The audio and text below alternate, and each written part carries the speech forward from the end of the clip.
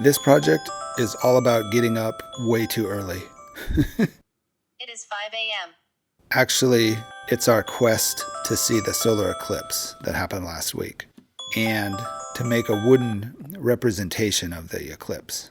So we live in Portland, Oregon, and the eclipse is going to go just south of Portland. And we have family in Corvallis, and Corvallis is in the path of totality.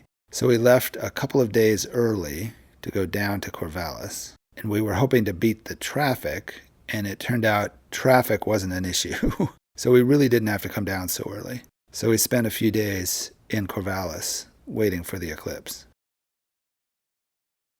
What I thought I might build is to try and make the image of the eclipse of the sun and the moon. And the thing that you see during the eclipse is the corona of the sun. So I thought I'd make a wide ring out of many small thin strips to represent the corona of the sun. So the first thing that I had to do was modify my tapering jig for the table saw. And what I wanted to do is make the stop for that jig be the width of the thin part of the segments for the ring, if that makes sense. So I remade that stop. Then I can set the angle on the jig, and I set it up to try and make 114 segments, because where we would be, we would get 114 seconds of totality. I was looking for a number to tell me the number of segments to make, and that one seemed to work pretty well. So it's still a little bit arbitrary. So I can set the skinny end of the segments to the width of the stop on the jig. And I can cut a bunch of maple. I figured I'd use a light colored wood for the corona. And you can see how the jig works, where you sort of hold the piece with the jig as it goes through the table saw, and it gives you a taper on the piece that you're cutting. And it was a little bit tricky because I had to push the piece being cut into the jig for most of the cut, and then towards the end of the cut I had to hold up on that push and push forward so I wouldn't pinch the blade. But I did 120 or so pieces, and I didn't have any accidents. It worked out okay. And then I put the segments together. Originally I was thinking I would have different length pieces, and I would space them randomly around the circle, and you'd have sort of a random pattern. But as I was putting it together, I started to think that I liked it a little more regular, and that would help in holding it together as the glue is drying. With different length segments, I couldn't use the band clamp on all the pieces, so I had to glue them up into sections. So I glued each section of 5 pieces together. And once those were all put together, I could then glue all the sections together, just like they were segments to a ring.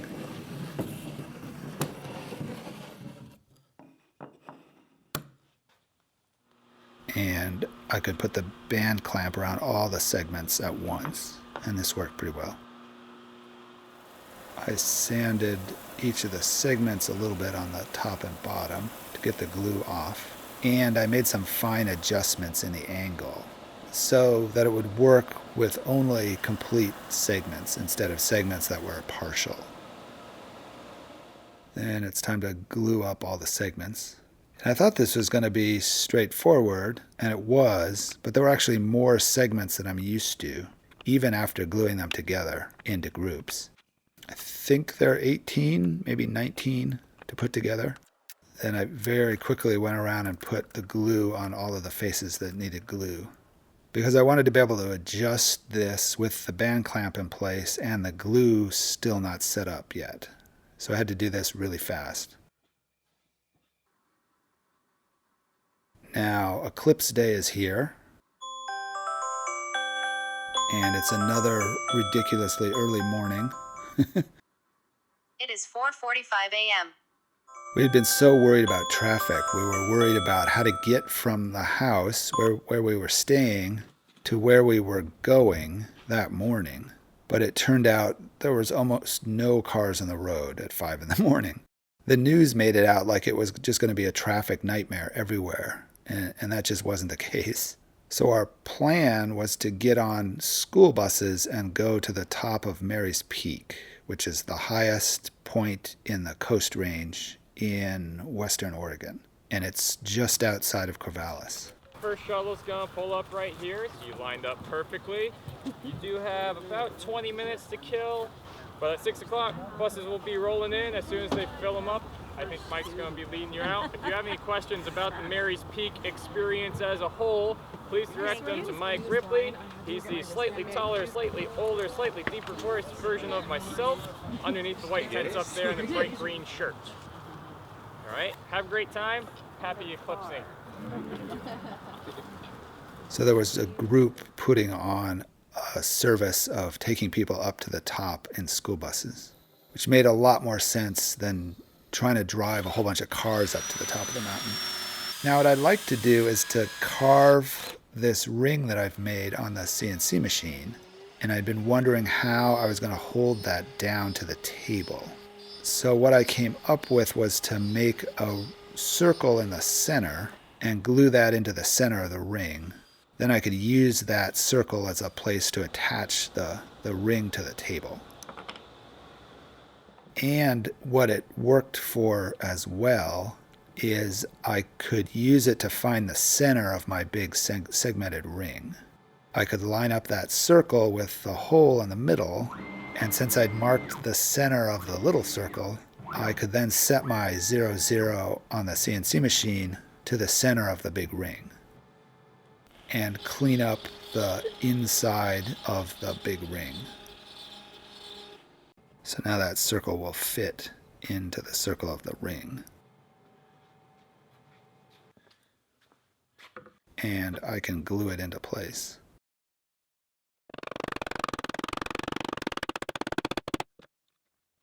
And the glue spill out doesn't matter a whole lot, but it's good to just keep things clean. Are you guys excited? Yeah! My name's Andy. My husband and I are the ones that are putting on this event. Oh, We're pretty excited. We started it about a year and a half ago. We drove up to Mary's Peak just for fun, and my husband and I realized, oh, this would be a great place to watch the eclipse. And so he called about getting a permit, and sure enough, before service only sold 60 permits, and they sold out within 15 seconds, and they were closing the peak to the rest of the public. And so, since my husband and I put on events on Mary's Peak throughout the year, he thought, you know what, maybe there's a way that we can get more people to be able to share in the experience of going up to the top of Mary Peak. So it took us 8 months to get the permission to bus you guys all up there, so we all get to have the experience because of this. So Thank you. how many of you have been to Mary's Peak? Good. this will be my first trip, honestly.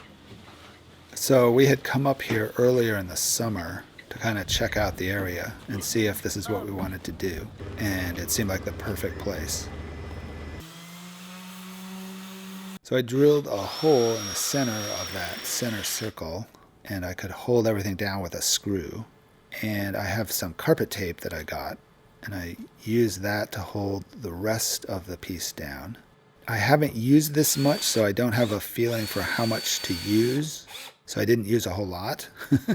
I didn't want to stick it down so much that I couldn't get it off. And really the carpet tape was there to keep it from rotating around that screw.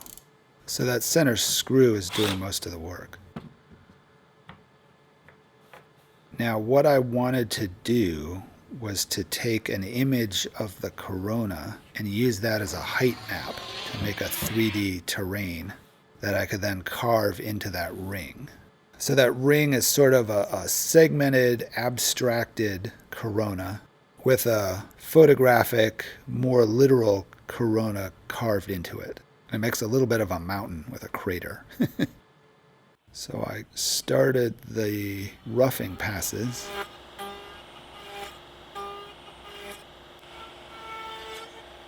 And I got it about a quarter of the way around, and I put my hand on it to kind of feel if it was moving, and it was moving a little bit around the center.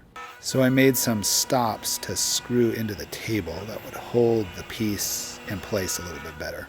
And they worked pretty well. I think the tape wasn't quite doing it. I think I just didn't have enough of it underneath the piece. So then I went around with 3 passes to carve the basic shape into the wood. And this is with a flat 1/2 inch bit. And it actually gave a pretty good surface.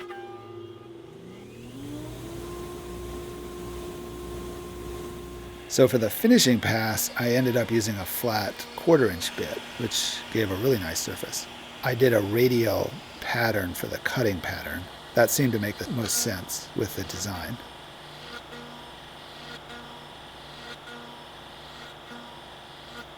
So where the buses left us on Mary's Peak, we still had a little bit of a walk to get up to where we wanted to be. And it's nice because it's a big open meadow, so you have great views off to the horizon. So now I want to cut a hole in the middle to hold the moon, basically. So I'll make a darker piece of wood that'll fit in the middle. And I want to have it so that there are little openings between the moon and the corona, so you can see light coming through that seam. Something like the way the light bounces around the moon during the eclipse. Now, when I did this, the little points that I was going to use to hold the moon in place broke off. I think the glue between that circle that I cut and the ring just wasn't holding very well. I think maybe the circle was too tight. So I went to a different method where I just cleaned up the inside of this circle, and I'll just glue the moon into that circle, just like this circle that I'm pulling out. So the corona is pretty close. You can kind of see the photo of the corona carved into it. Now we had quite a bit of time to wait up here, as we were up there at 7 something in the morning, and the eclipse didn't happen until 10. So I decided to go for a little walk up to the very top. We were sort of on a secondary summit on Mary's Peak. And the view from up there was definitely a little better, but it was a little more crowded, and it looked like a little more fun. And it was definitely a little bit windy. So I really didn't think I could get the rest of the family to make the trek up to the top to sit in the wind. So we stayed down on the secondary summit, which was pretty good as well. And the light was starting to get a little weird, and you could see everyone looking at shadows and checking out shadows and looking at how weird the shadows were.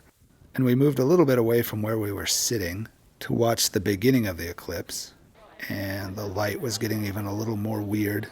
It felt a little bit like you were wearing sunglasses, and the kids were getting a little weird. Now, to make the moon, I had thought about making another segmented piece, but I sort of always do that, so I didn't really want to do that. And I thought about carving the pattern of the surface of the moon into a piece of walnut, but it was looking almost too abstract on the computer, and it just wasn't really going to make a whole lot of sense. So I found this nice chunk of walnut that I had that I could get some of the end grain from. And the end grain actually kind of looked like the eclipse moving across the sun. So I like that. So I cut a circle out of that. Now at this point, I sort of had 2 options. I could cut the circle on the CNC machine and get a circle that fit into the circle of the ring perfectly. Or I could just do all that on the lathe. Both options had their pros and cons. So I ended up just doing it on the lathe, as I like the contrast between the CNC work and the lathe work. So I cut it a little bit big.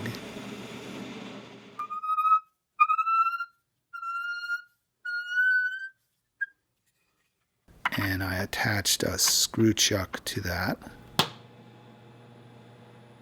And I could start turning on the lathe. Now it took a while in doing this, was that I had to get the diameter perfect so it would fit in that existing hole in the ring that I had. This one operation would have been easier on the CNC machine. So it was a lot of cutting and then testing and cutting and testing and cutting and testing. But I did finally get it in the end.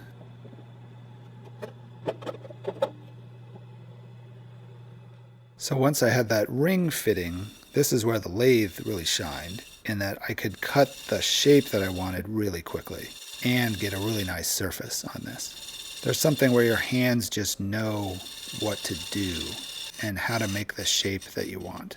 And it just kind of happens before your eyes.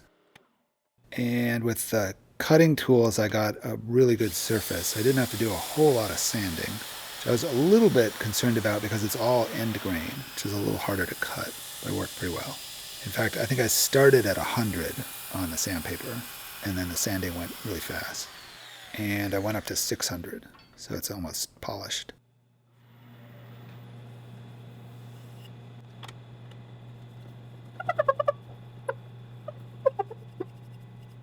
Now I can glue the corona and the moon together. So I have all these points within the inner ring that I can put glue on to hold the piece of walnut in. And the back of the piece of walnut wasn't going to be flush with the back of the ring, which I thought was going to be fine, but then as I was putting it together, I realized I didn't really have a reference point, so I had to just kind of look at it and make sure it was straight and didn't look too crooked. And we could start to see the darkness coming. One thing I'll say about this is that watching an eclipse on a video does not do it justice. It's 1,000 times more interesting than this. I thought I could capture a little bit of that, but this just looks like every other video I've watched about the eclipse. Actually, going and seeing a total eclipse is absolutely worth it. I would highly encourage everyone to try and see one time in your life. It's an event that will give you a sense of the scale of the solar system.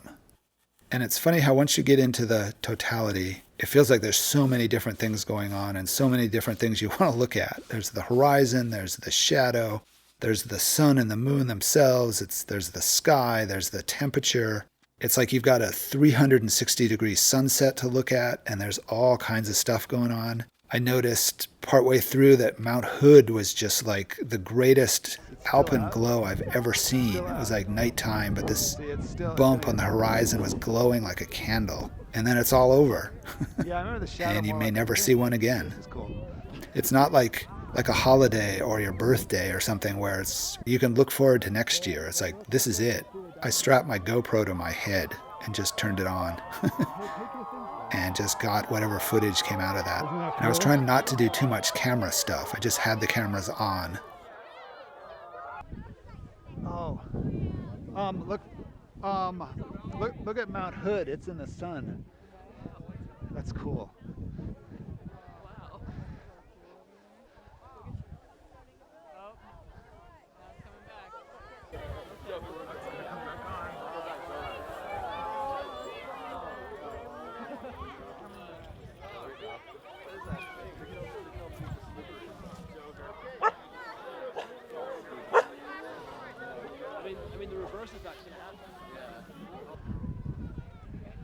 There, see the darkness out there? That's the shadow. And I sent Calvin up the ladder to try and make our own eclipse, which actually worked pretty well. The light actually does come through the little holes between the moon and the corona. And I'd really seen this as an object that you would hang in the window and that the light would come through those holes. Although thinking about it now, I'm not sure it's so good for it to be sitting in the sun all the time. So it may be a little bit like an ornament where it comes out once in a while.